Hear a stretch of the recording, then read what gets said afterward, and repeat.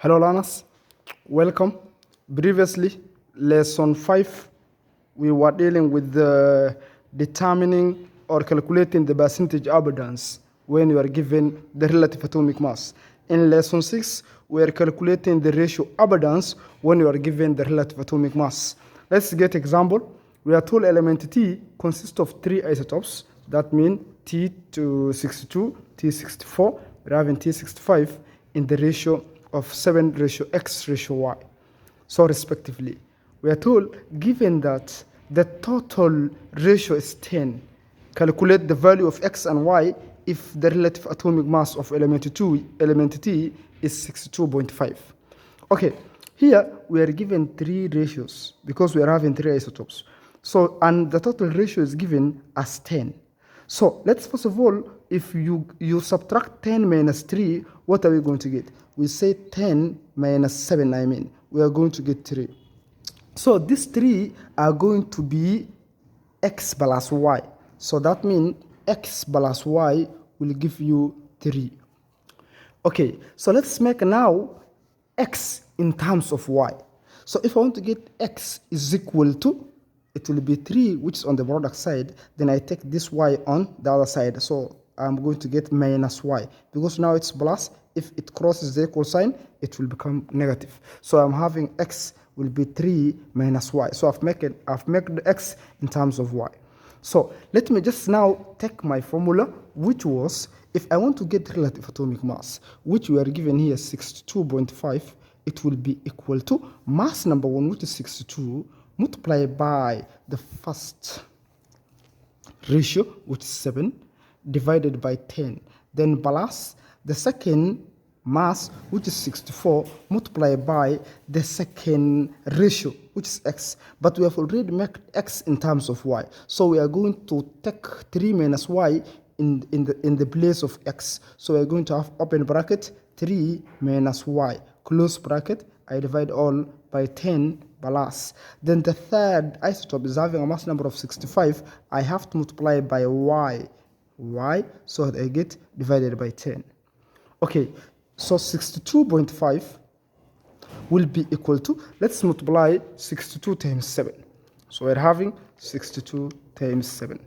62 times 7 is 434 divided by 10 plus.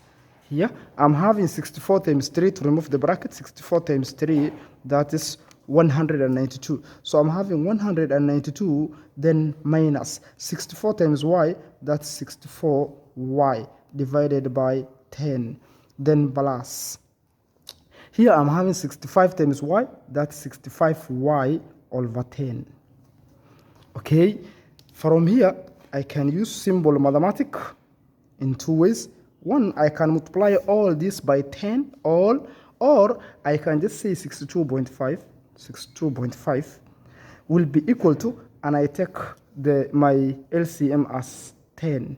Then I'm going to add all this 434 plus 192 minus 64y, then plus 65y. That's what I'm going to get. Okay, multiply here by 10 to remove the denominator, multiply here again by 10. So here I'm going to get 625 will be equal to, what are you going to get? 10 will go with 10. What are you going to get? 434 plus 192. I'm going to get 626. So I'm going to get 626. Okay, what are you going to get? Minus 64y plus 65y. I'm going to get plus y there, or 1y. 1 is hidden. So from here, we are going to take this on the other side so that I remain with y. So that means y will be equal to 625 minus 626. Because if you take 626, or which is positive on the other side, it will become negative. So y will be equal to negative 1. So if y is negative 1, what about x? Remember here, we said x is equal to 3 minus y. Or you can say x plus y will give you 3. You can substitute, you can go either the side, where you want. So I can say x plus y, I can take that equation, will be equal to negative, x plus 1, x plus y will be equal to 3. So I don't have x, then plus, but I have y as negative 1 will be equal to 3. That means x will be equal to the 3 I have here, then this minus 1 will go on the other side and becomes positive 1. Therefore, x will become 4. You can use that expression or that equation here, x plus y, which is 3. So x plus y is equal to 3. So x plus minus y, which is 1 minus 1, will be equal to 3. So if I want to get x, I will be having 3. Then this minus 1 will go on the other side. It becomes plus. So x is equal to 4. So I'm done. So in this ratio, it was 7 ratio 4, then ratio negative 1. You can even confirm. If you're having 7, then you're having plus 4, then you're having minus 1. This one will give you 10. So that, learners, you are correct in that case. So we're done with the first example. Let's go second. From 4, we are determining the mass number of one of the isotopes. So here again, we are given the relative atomic mass.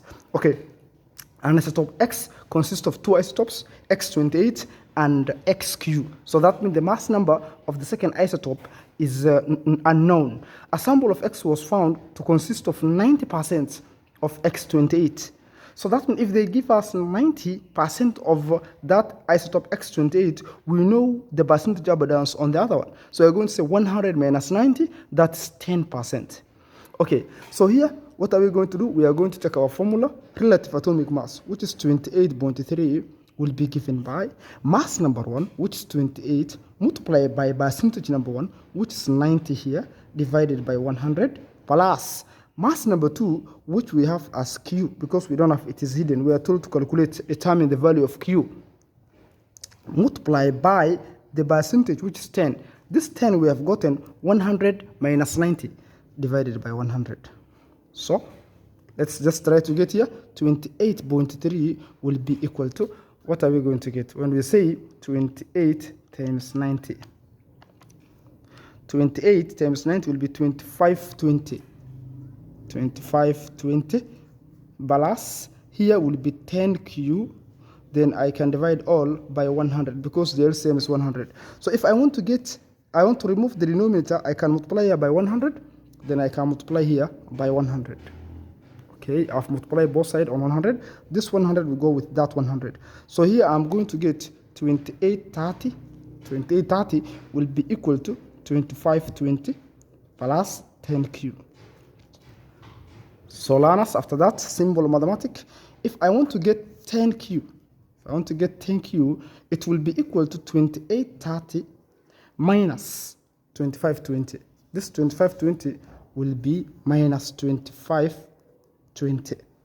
So 10Q will be equal to, what are we going to get when we subtract this?